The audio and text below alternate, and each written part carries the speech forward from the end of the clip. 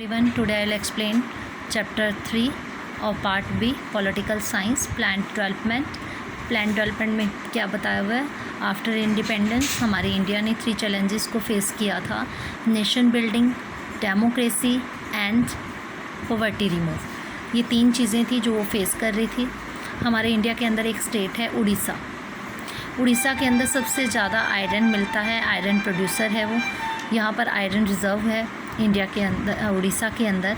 बाहर से जो कंपनी आयरन यूज़ करना चाहती हैं, स्टेट गवर्नमेंट ने लोकल जो प्रोड्यूसर्स हैं और फॉरेन प्रोड्यूसर के साथ एक मेमोरेंडम ऑफ अंडरस्टैंडिंग साइन किया था।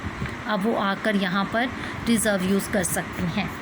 कंट्री की जो इससे क्या हुआ, इससे क्या बेनिफिट हुआ, जो कंट्री की एम्प्लॉयमेंट है वो भी बढ़ी, लोगों को रोज़गार मिलना शुरू हो गया था, क्योंकि बाहर से जो फॉरेन से कंट्री के लोग आते थे उड़ीसा से आयरन लेने के लिए, तो इससे क्या लेबर की नीड होती थी, जिसकी वजह से उड़ीसा में उनको एम्प्लॉयमेंट बढ़ना शुरू हो गया था।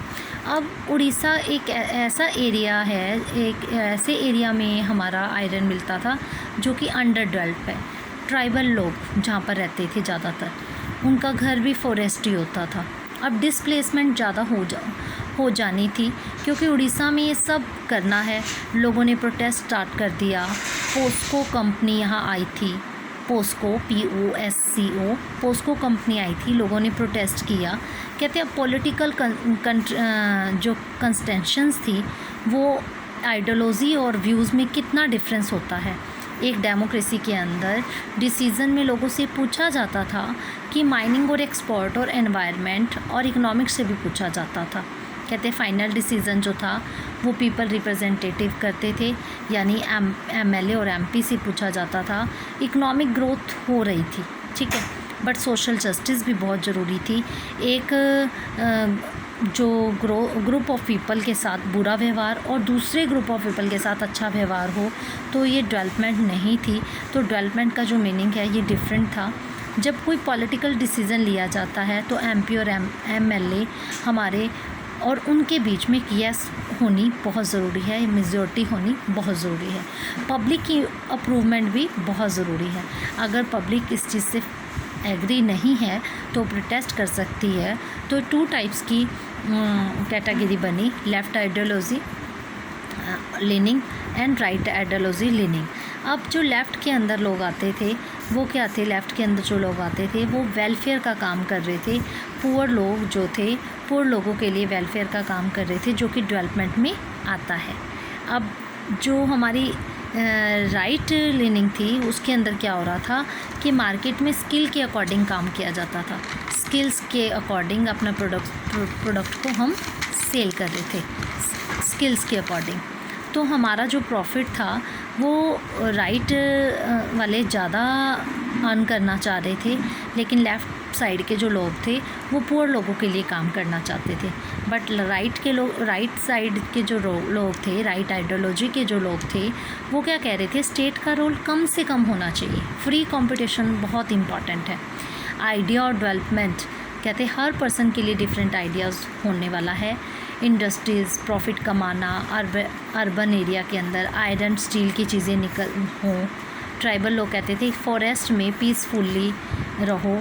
USA, यूरोप, इन कंट्रियों में जैसे पैसा है, कहते हैं ऐसे ही हमारे कंट्री में हो, इंडस्ट्रियलाइजेशन हो, मॉडर्नाइजेशन हो, कि आइडियोलॉजी हो, कैपिटलिज़म हो, लिबरलिज़म हो, फ्री ट्रेड किया जाए, स्टेट का कम से कम रोल होना चाहिए। ऐसी 3 चीज़ों को देखा जाता था।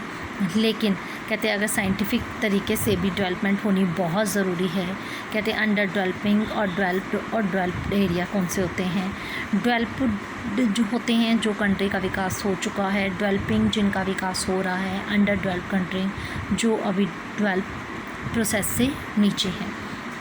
इंडिया इंडिपेंडेंट हो गया था, 2 ऑप्शन थे: अमेरिकन मॉडल को अपना लें या लिबरल और कैपिटलिस्ट हो जाए।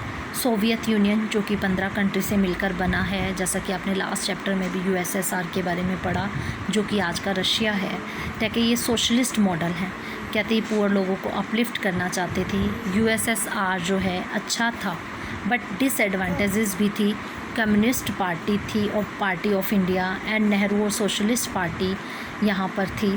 ठीक है, ये सारी प्लानिंग की जाती थी। सभी लीडर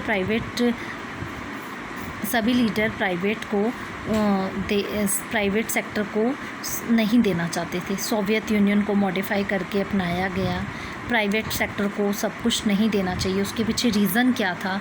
आफ्टर इंडिपेंडेंस जब हमारा देश आज़ाद हुआ था तो 1930 में ग्रेट डिप्रेशन आ गया था, मंदी आ गई थी, गवर्नमेंट को काम करना पड़ता था। 1940 से लेके 1950 में वर्ल्ड वार ख़त्म हुआ।